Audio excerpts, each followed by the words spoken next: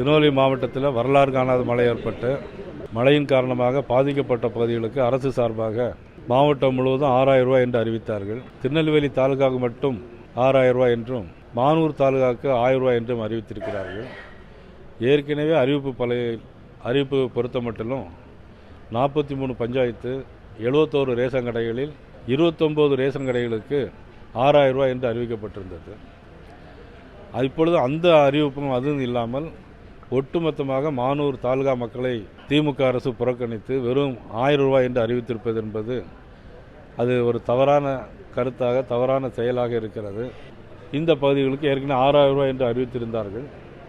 அந்த அறிவிப்பு இந்த இருக்கிறது. ஆனால் இதில் அவர்களுக்கு 6000 ரூபாய் கொடுக்காமல் வெறும் 1000 ரூபாய் கொடுப்பது என்பது அது அவர்களை நம்பி ஏமாற்ற வைத்திருக்க ஒரு செயலாகும். ஆக உடனடியாக இது அரசாங்கம் நடவடிக்கை எடுக்க வேண்டும் என்று நான் கேட்டுக்கொள்கிறேன்.